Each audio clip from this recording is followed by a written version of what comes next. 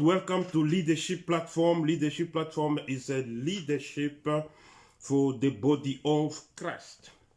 We received the call from the Lord to operate, to work into leadership ministry of the body of Christ.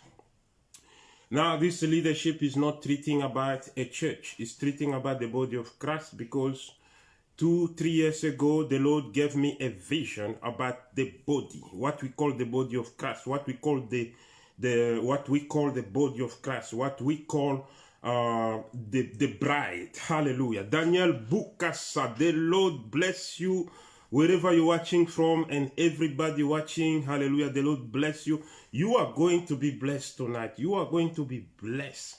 Today we are treating about who's a bishop. Powerful subject. Hallelujah. And I want John to say that, people of God, I'm excited about the subject. Praise God. Praise God. So the Lord gave me a vision. I saw what we call the bride, the woman that is written in Revelation chapter 12, that we call the bride, is what I saw. God showed me that woman, and that woman was not looking very well. And I saw the size of the woman. I was shaking in the dream because I didn't understand. I mean, it's like, even to think there is that size is impossible. That's what God took me far to a place. When I looked at that woman, they said the church. Ooh, my friend, I'm telling you, you never think something like that. One woman, she fooled the whole earth. I'm telling you right now. First of all, God showed me the map of the world. And then he showed me one woman fooled the whole world, all the continents. And that's the body of Christ. Hallelujah. So if you see me talking on here and week after week about the body of Christ, it's not the adventure. It's not myself put here. I am here by mandate. The Lord put me here. I was a pastor of a church. I loved my church, and I was really involved in my church. I'm telling you. So, but the Lord take me, show me that vision, and He want me to be in the body of Christ. And the Lord has been inspiring me. He's telling me what to say, what to do, what to do. I'm just following. If He says stop, I will stop. But the Lord is giving me some. There's just too many things in the body of Christ that we know for years, but we never examine these things. So those are the subjects we're having at the leadership platform. And today we've gone through a lot of subjects, and we still have many other subjects to go through by the grace of God Jesus Christ. And right now we're supposed to have our bishop tonight. We're supposed to have our guest is a bishop who's supposed to come, and we're supposed to ask many questions about the ministry of bishop, but he's busy, and the technicality did not allow him to be on the platform. Hallelujah. May the Lord bless you, Bishop Michael, wherever you are. God bless you. Hallelujah. But we're going to take on this subject today, and I will take you into a journey. So I will not answer the question, who is a bishop, because I'm not a bishop. I did not grow up around bishop. I never minister around any bishop in my life, really being a church of a bishop. So I cannot answer things I don't know. Now, what I'm going to answer, we're still on the subject of bishop. I'm going to speak about the relationship between a bishop and the fivefold ministry. I know the fivefold ministry A to Z. Because myself, I've been pastor, I've been evangelist, and I've been in many things, you see. I'm a revivalist, so I have many things where God used me in the fivefold, and I have the full understanding. So I'm going to take the bishop and the fivefold ministry. We are going tonight to try to see the link.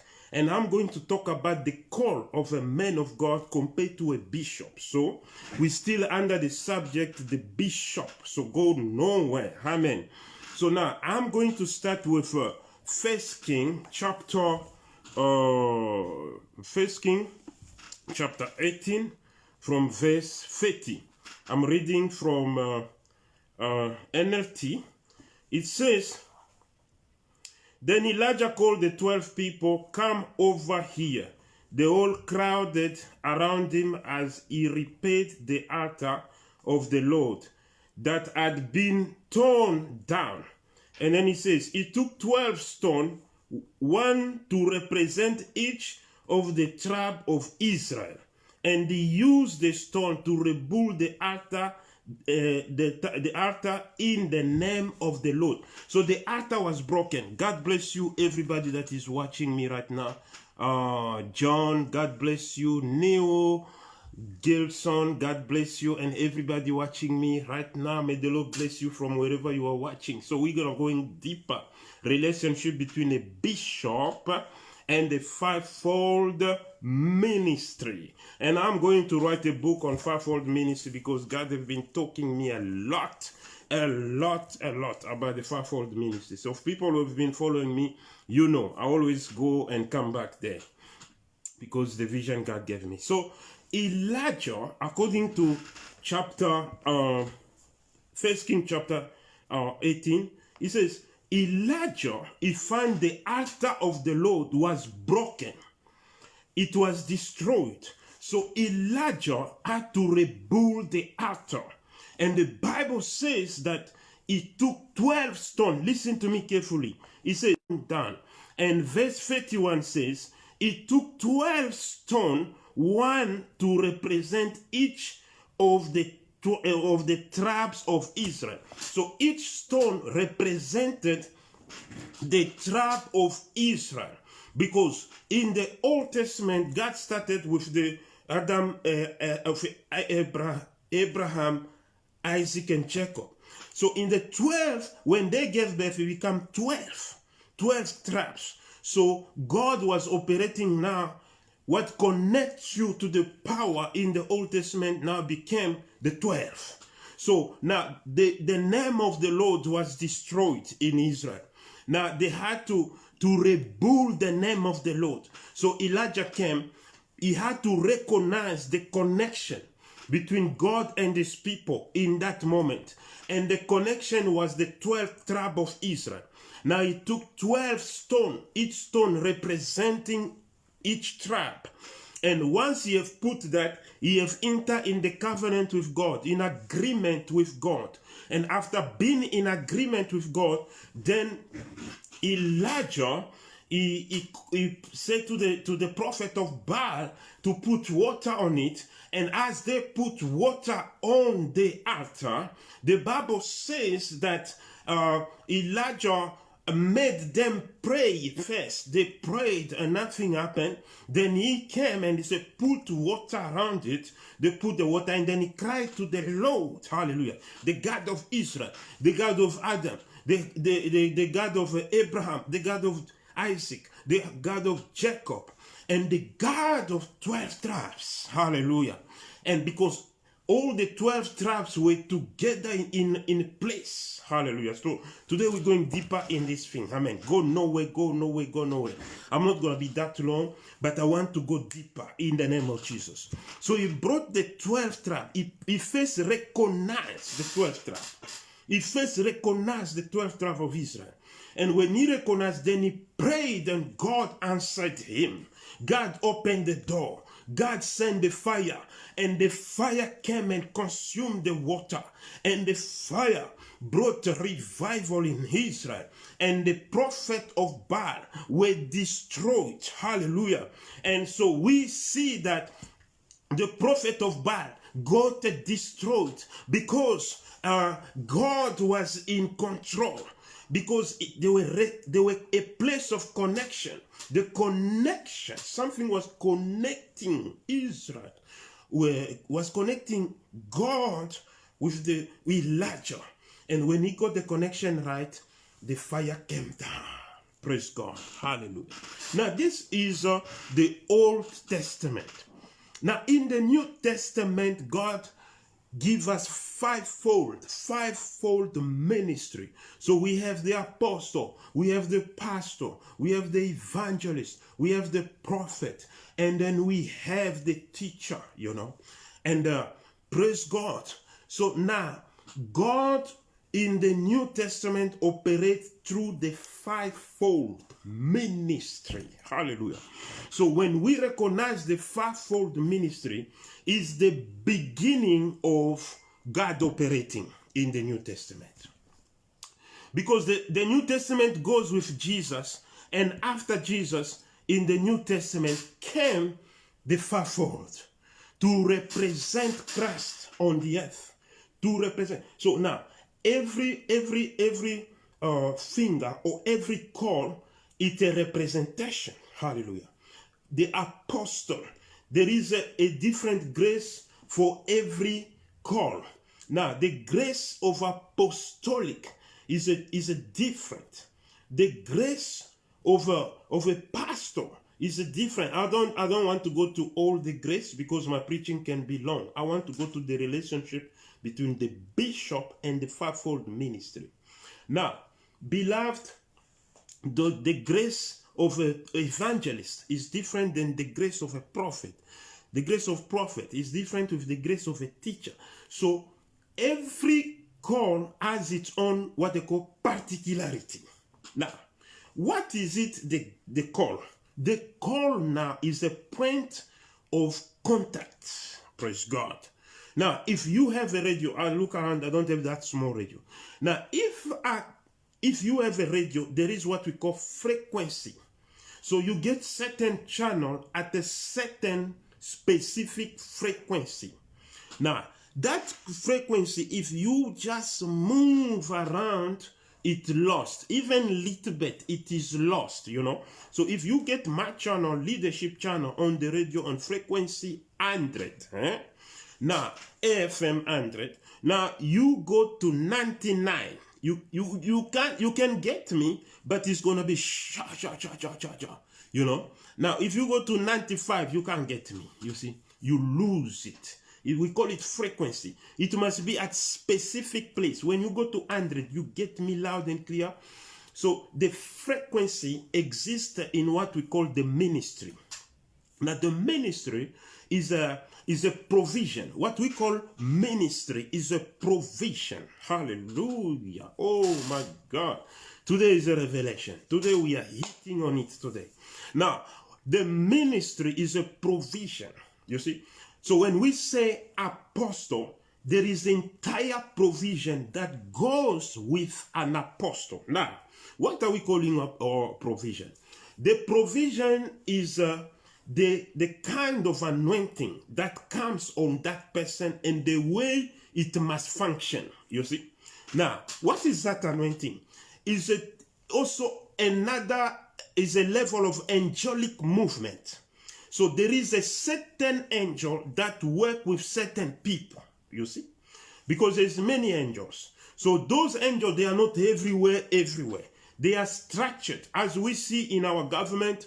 If you are Department of Health, you don't go do the Department of Transport work. Or if you are in the Department of Transport, you don't go do the work of Department of Home Affairs, you see. Now, it's all structured, you see. Now, every department, Home Affairs, Department of Health, Department of Education, they have their own people working under them. Now, when we say apostle or prophet or evangelist, there is specific angels that respond with you. Let me give you an example. I'm an evangelist. I wrote my testimony on Facebook. On Sunday, my wife said, let's go somewhere. We went. We went far away. I'm in Cape Town right now, and we went to a place called Wellington. It's far away, you know, and then we just wanted a coffee and a cake, but we put petrol in our car and we drove far away, and my wife felt like we need to go to a specific place in a farm in the bush, and then we arrived in that place, and we were the only customer in that place, and then the person start to talk to us because there's no other people. The owner start to talk to us. And as we were talking, and then he became interested in me, and I started to tell him about the power of God, how many people God have healed in my ministry. Then he said, oh, I also want a prayer, you know. And then I was just praying, you know. And I didn't touch the person, and the person started walking. What is it? It's the evangelical grace, because the gift that goes with evangelist is the gift of miracle, you see. So I did not even position myself for a miracle to happen or what, you know. I didn't pray before I come. I didn't fast before I come. I just prayed. But the grace, the angels that work with me, they just did the job. The man walked there. He started walking everywhere. He started walking. He started to show me his legs and say, no, no, no, something happened, something happened. I didn't tell him to do it because it was not in the church. He said something happened. Oh, I feel good. Oh, he started walking all around his house. You see? Now, that does not say every believer must do that. It's a specific grace, specific angel that goes with a specific call. Because as evangelist, God gave me that call because I meet people that are outside the church, you see. So they don't need time to explain many stories. They don't have that time. They want to see something tangible. And then when they see that, then they will want to hear. So you don't start by telling them a lot of story. Then no, they can't. They don't have time. They will want first to see. When they see it capture them, then they want to. That is the grace. So if you are not evangelist, you are a teacher. You will go there. You will pray. Nothing will happen. The problem is the grace upon your head is to teach. When you teach, they will understand the scripture that they never understood. So we have to understand each other, the call. Now I'm going to touch on the bishop. Go nowhere. So I was just bringing my introduction so that you know where I'm going. Now, God put the 12th tribe in Israel. Now, Elijah wanted the fire. He had to recognize the 12th tribe. Okay? Now, God put the fivefold ministry in the New Testament. If we want to recognize the power in the body of Christ, we need to recognize the fivefold ministry. Hallelujah. Now, when the fivefold ministry were established, when the apostles were established, there were people that were called the Hellenists. It's the Jew that mixed with the Greek and the other people. So the people were doing everything together. So the apostles, as they were responsible for that crowd, they start feeding people with food, you know. And then they realize our call is not to feed the people. We have a call. We have an anointing. We have certain angel that goes with us. If we start feeding people, we are not doing what we're supposed to do. Okay? Now, they got 7 people that they call the deacon. And among the deacon, we have Stephen, and we also have we also have Philip, you know, and the others, you know. They say, you guys, you are going to be feeding people, and then that's where the deacon thing comes from.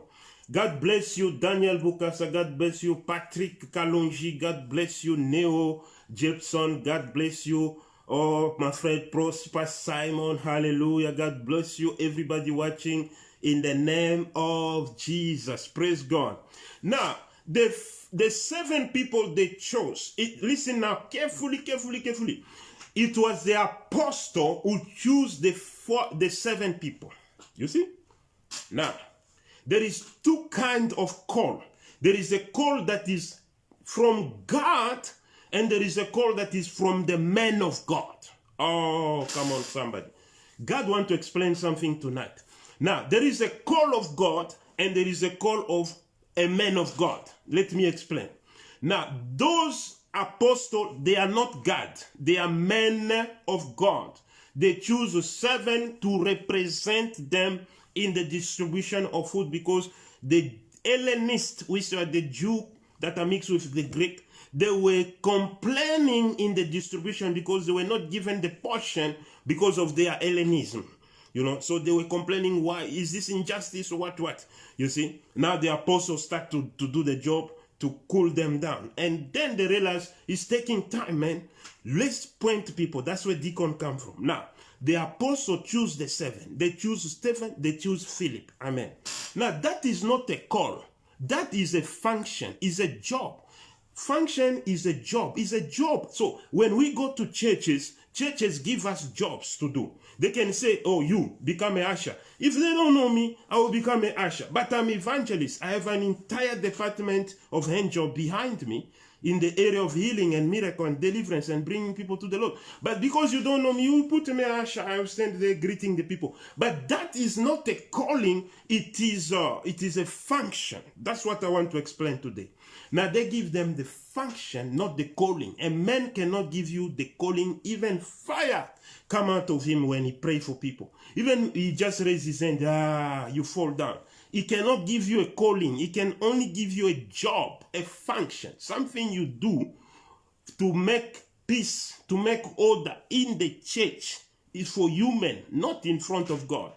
Now, they were anointed. They are responsible after Jesus is the apostle. But they choose 7 people. But God did not choose those 7 people. They gave them the job. That job is not from God.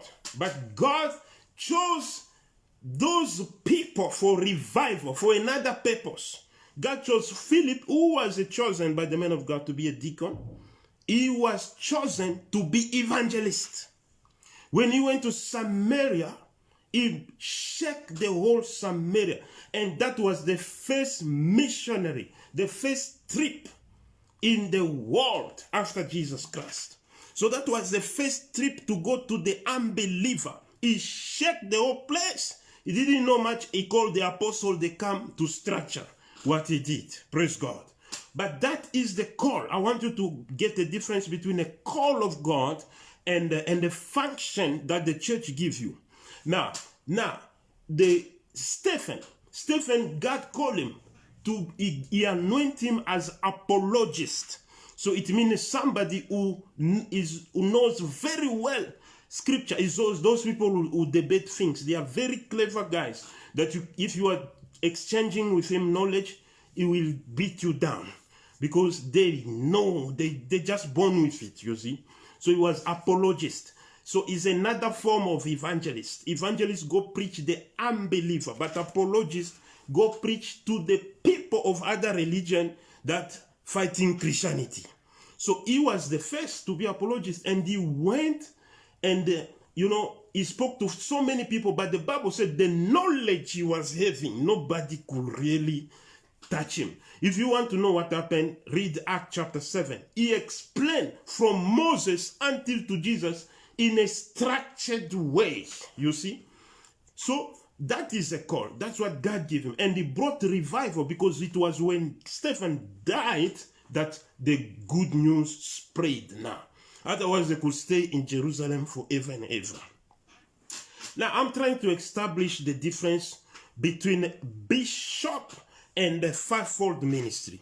Now, I cannot answer who's bishop. I have many other questions here that are planned tonight to ask, but I'm not a bishop, so therefore I'm not going to answer those questions. I have many questions, so let's see where God is leading us. But I am going to talk about the relationship between a bishop and the fivefold ministry. Now, the bishop is a function. I come from Catholic, so in sense of bishop, we were using the word pope, you see. So is somebody above there who is administrative thing, you see, is administrative, you see. So tonight I'm not saying there is no bishop. I say there is bishops, but follow me, let me bring you somewhere. So bishop is an administration work. So there is churches that are like a community, there is churches that are denominational, they are not Pentecostal, they are not ministry, but they are denomination. So which means they are everywhere in the world, for instance. So those churches, they have a head office, and the head office become so big that they must employ now people to control. You see, there is pastor of this area in one city, maybe they have 10 of those churches. So they will put somebody above the 10 pastors. Those 10 pastors will report to that man. And then this man, in Catholic, we had the people who call priest, is the one you see every Sunday. Then on top, we had other people on top of him that were called cardinal. And then there were other people called I don't know what. And then they were pope, you see. So all those things is not a calling, is not a fivefold ministry. Is the need to fool the administration, is the administrative point, you see. So you start to lead certain pastors under you, certain churches under you, and then bishops start to become people who have pastors under them. And listen that, you become the elder man, the person who's looking after them or whatever. But it's not a calling. So that bishop is not mean, he must have a calling, you see, because calling cannot be given to you by a person, but a function, a job, something to do in terms of organizing, in terms of putting order and all that. A man can give it to you. But a calling, you need to meet each other with God. Let me explain again. When Jesus went to heaven, you know that Judah is the one who betrayed Jesus Christ. Now, the apostle, again, they gave another person a calling. And they say, no, there must not be 12, there must not be 11, there must be 12, because they know the structure. The structure of Israel is 12. Now, they know that Elijah, to bring the fire, he had to recognize 12. So they were also getting inspired from there. They said there must be 12. That's why Jesus chose 12. It was a representation, because they were not from each tribe. You know, they like James and John, they were from one family, you see. And Andrew and Simon Peter, they were from one family. So they were not from each tribe, but for God to operate, there must be representation. So Jesus, when he reached to 12, yeah, it was enough. Now, one of them betrayed Jesus, then it left 11. So it was meaningless. They must put another one. So now, they chose a man called Matthias. They chose a man called Matthias because they were Joseph and Matthias. And then they say, okay, we're going to put this, you throw it up.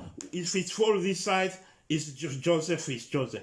If this coins fall on the other side, is Matthias. And they throw it, it comes down, it falls this side. Say, Matthias, you are the apostle. Okay? Now, I was telling you there is two kinds of a call. There is a call given to you by men, and there is by God. So the call given to you by God. God bless you, everybody that is watching me right now. May the Lord bless you. So the call given by men and the call given by God. The call given by men stop the day you are called. The call given by God start the day you are called. You'll see the difference. Now, Matthias he was called by the apostle to replace Judah. And that was the last day you hear about him in the Bible. There is no other verse that use that name Matthias. Now, it was not called by God. It was the people who see that if we stay 11 is not fair. We must put somebody. It must be 12 people. Hallelujah. God bless you, everybody watching. Are you listening? We are talking about who's a bishop. Hallelujah. Oh, tonight is a powerful. Hallelujah. God bless you, Israel Major AB. God bless you, Prosper Simon. God bless you, Elaine. God bless you, everybody. Now, the problem is Matthias stuck that day. So in front of God, there were nobody who replaced Judah. But in front of the apostle, there is somebody who replaced Judah, and his name is Matthias. Now, Jesus went to heaven and he came to choose Paul. And it was Paul who replaced Judas of Iscariot. Hallelujah. They start to talk about Paul more than Matthias. Matthias was chosen by men. But Paul was chosen by Jesus Christ, because every apostle was called by Jesus himself. There is no apostle who was called by another apostle. Jesus was walking all over Israel. Matthew, he got him at the tax place. Peter, he got him fishing. And Peter and Andrew, he got all those people. He got John. He got all those people. Jesus directly got them. He got them. It was not something like another apostle go call another apostle. No. So when the apostle called Matthias, Jesus rejected. He came from heaven. He called Paul to put it number 12. Hallelujah. That is a powerful revelation. Now, people of God, let's go. We are talking about the relationship between a bishop and the fivefold ministry. Now, the fivefold ministry is a position. In Habakkuk, the Bible says that don't go anywhere. I was waiting at my post. Habakkuk was saying, I was waiting at my post. So it means in the ministry, there is what we call a post. And the post is a place of contact. If you are not at your post, you are missing the opportunity. I don't say there is no bishop, but I am saying, are you called to be a bishop? Are you called to be a bishop? Because in front of God, maybe you are evangelist. If you take somebody like me and say, I become a bishop, it's going to be glorious. I'm 30 years in the Lord. Nothing can stop me from becoming a bishop. Nothing. In terms of knowledge, experience, in terms of years, I have many people that are younger than me in the Lord. I didn't work in my life. All things I've done, ministry. So I know ministry A to Z I've seen generation of ministers. I know ministry, that's what I know. If you say I don't know ministry, then I'll pack my Bible, then I will say I don't know anything in the world. Amen. So this is who I am, is ministry. I deserve to be a bishop. It is easier.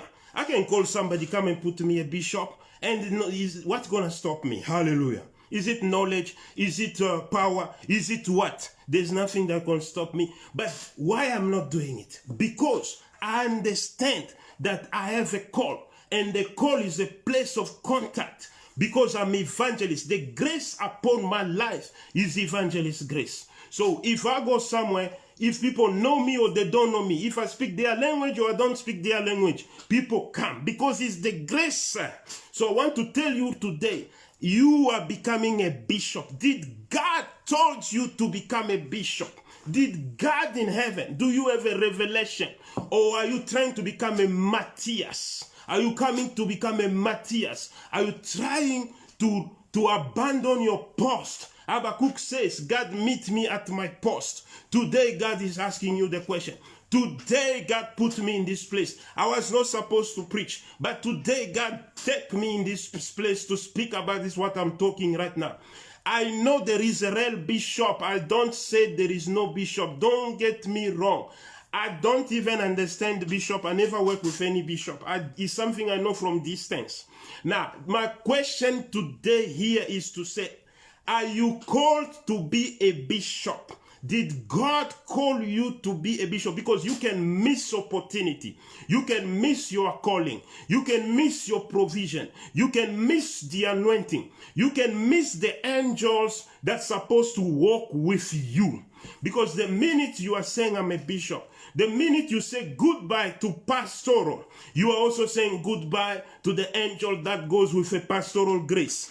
The minute you say goodbye to evangelical ministry, I don't want to be evangelist anymore, I want to be a bishop now, you are saying goodbye to the grace, to the angels of miracle, the angels of favor, of crowd. You are saying goodbye, you have to get at the angel. They will come from where? They will come from where? Because angel does not move.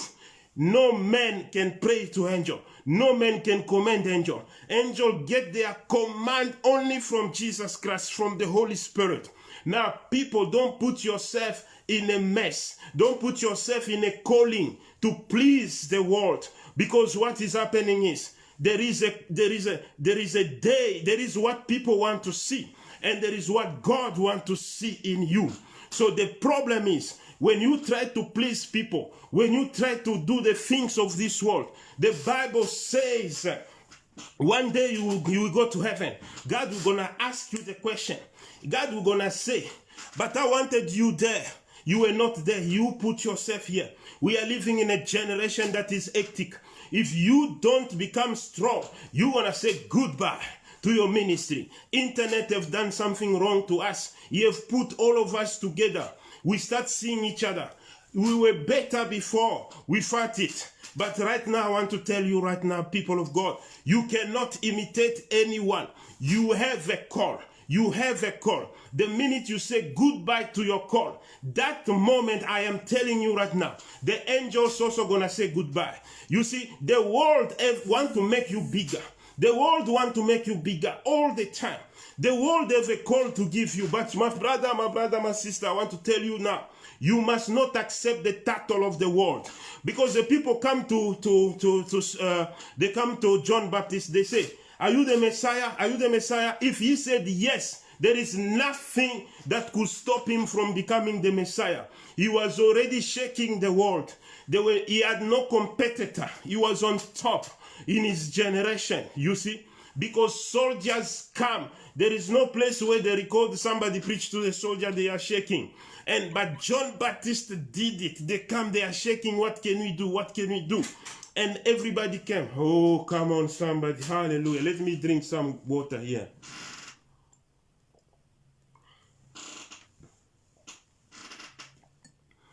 The people come.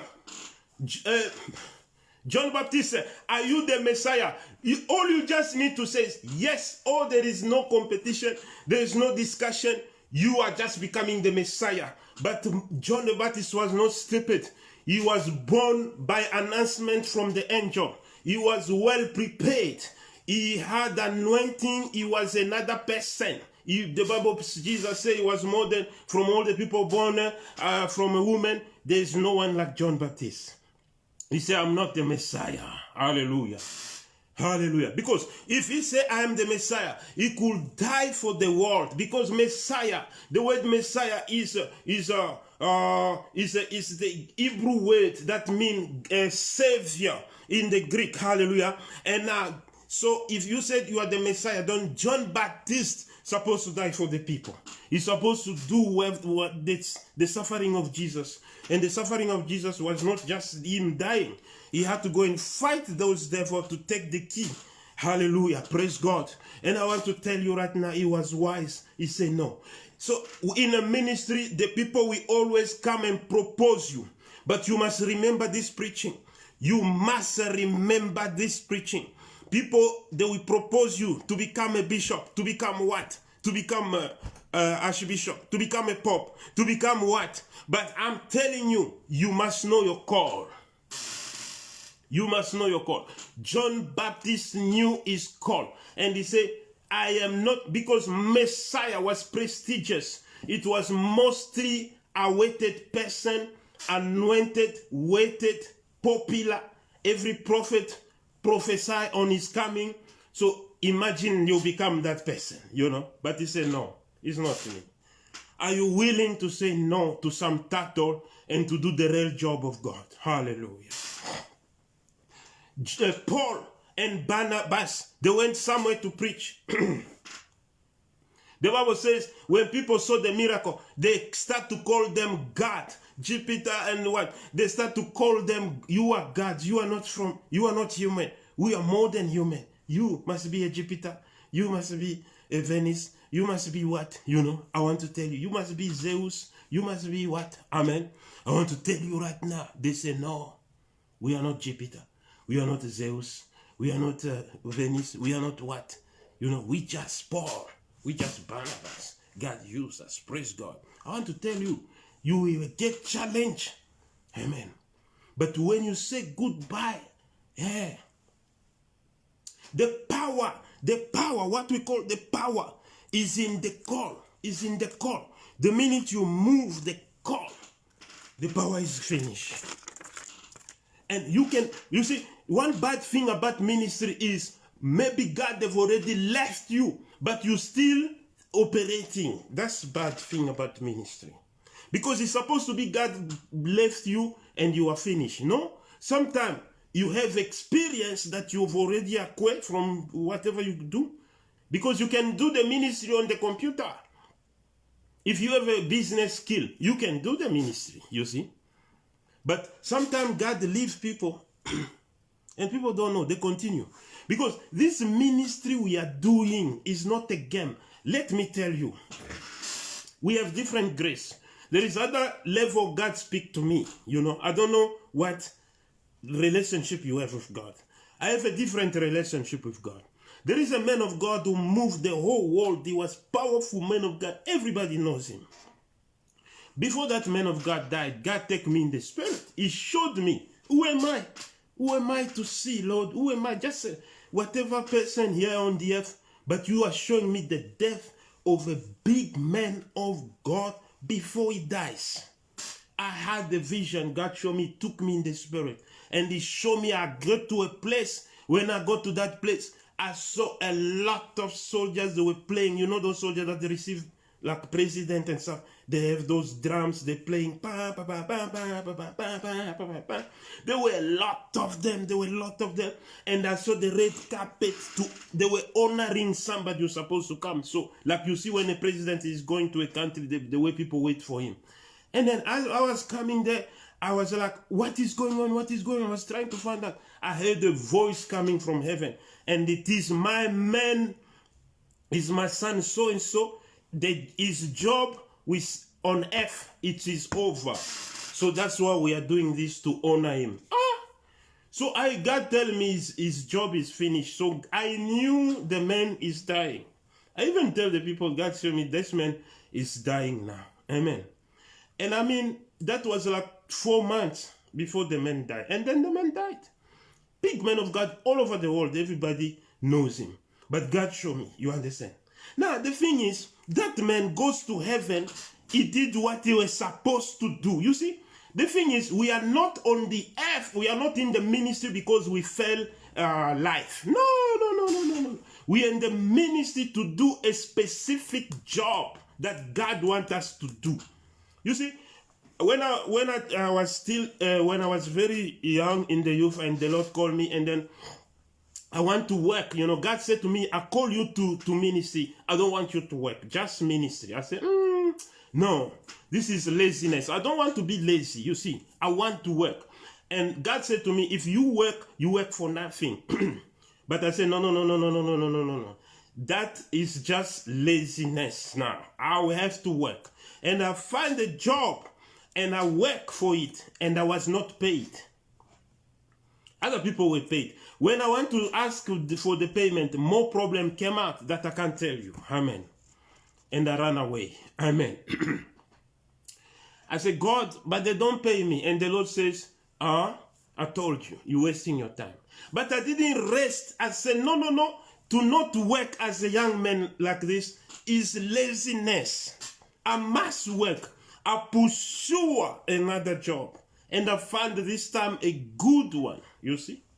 And I sit in it. They give me a seat like this one. Hallelujah. They give me office. They give me, they like me. Hallelujah. But I went there for 1 week. At the end of the following week, I come and say goodbye to them, you see. And they say, no, what is going on? I said, no. You know, I understand I'm not called to work. Because the time I was sitting there at work, I was feeling like I was wasting the time, you see. Because I was feeling like I'm supposed to be praying, and why am I sitting here, you see. You know, I say goodbye, you see. God, he calls you. When God calls you, he will take care of you. When God when God calls you, there is things to answer. There's things to answer.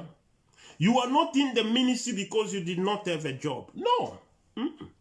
You are not in the ministry because you wanted to have more money. There is much more money and peaceful money outside the ministry. Who's that person who, if you're in the ministry, you drive a nice car, you get criticized. But if you are in your own business, you drive a nice car, nobody criticizes you. You see? In the ministry, sometimes you even wear nice. People criticize for wearing nice. People want you down. You see? So there is no benefit in the ministry. The thing is, the benefit is in heaven. Now, if you want to be rich in the ministry, you are going to please the people, and the day you die, then you're going to cry because you never serve God. You see? Be humble enough and do the work of the Lord that he called you. What did God say to you when he called you? If you answer me that I don't know, then you are not called to the ministry, because everybody that is called to the ministry have a point of contact. There is a day that God called you. I was a young man, like 16 years, going to church.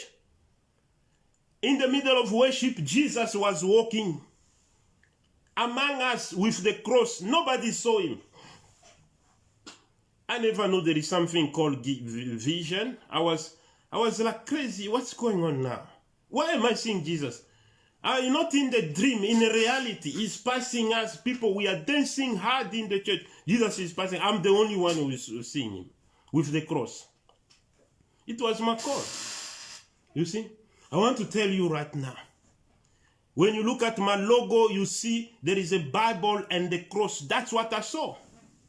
Because I saw Jesus was walking with the cross, and then the Bible came from heaven, a massive Bible like a house. It came there and Jesus went on top of it. Now, if you are in the ministry, what did God call you to do? And whatever he told you the first day does not change. Does not change. It only improves, but there's no change. If he called you and say you are prophet for life.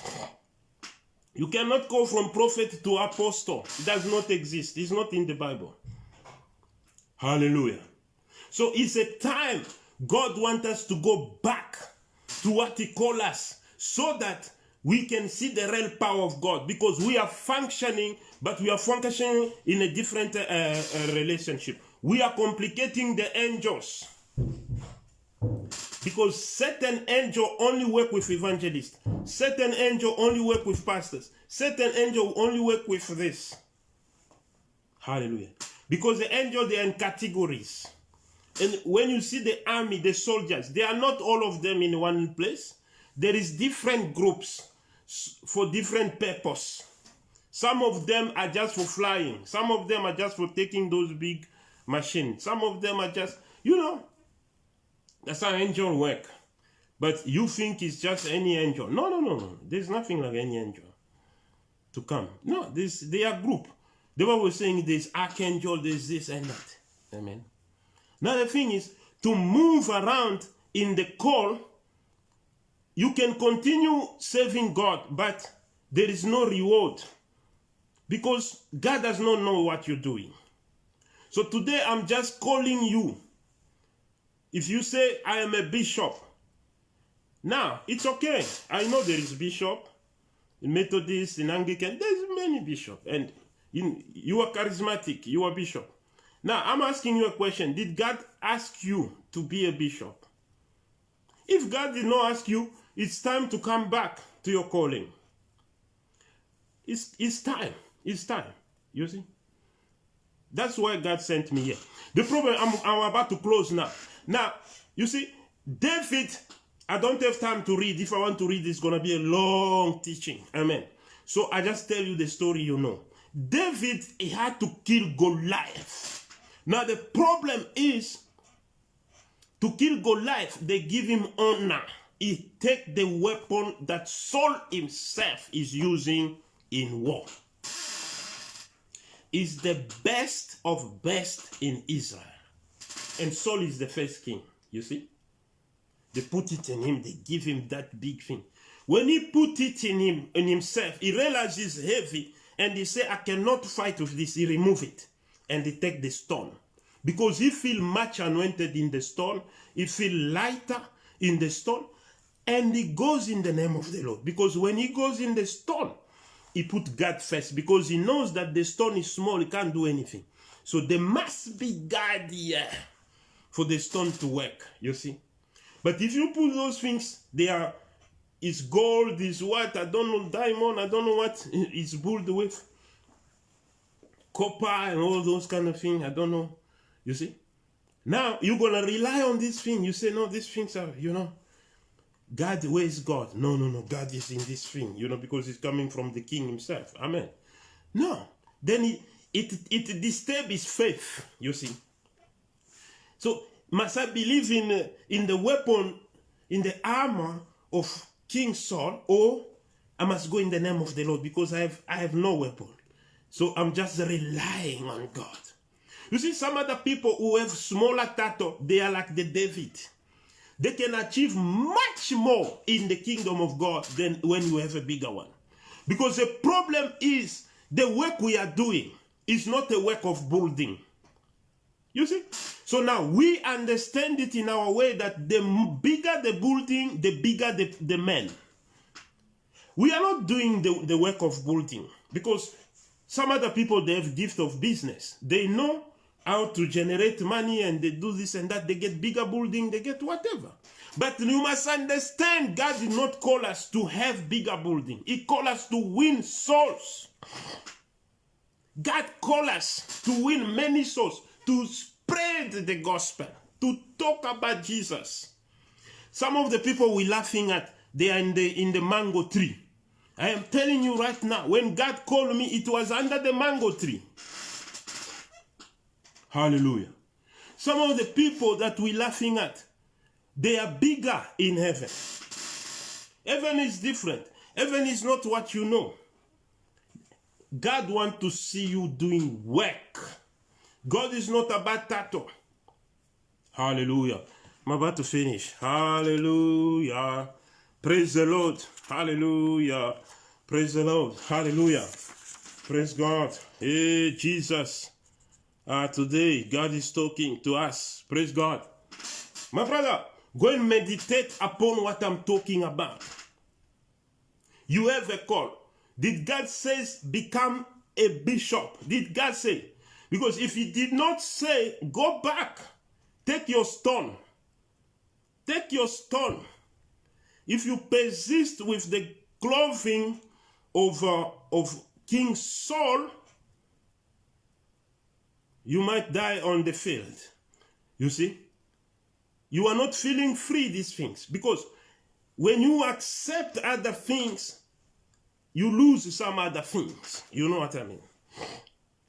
You accept some other title, you lose some grace that was upon your life. You see? Hallelujah. So today, beloved, I'm about to conclude now. Let us go back to the core. Let us go back to our core. Let us go back to our origin. Let us go back to what God called us to do. When God calls somebody prophet, that person does not die priest. No, no, no. You see, the whole the whole Old Testament, they call you prophet, you die prophet. You are Jeremiah. The day they call you, they say, you are the prophet of the nation. You are not going to die the priest in the temple. Are you trying to understand what I'm saying?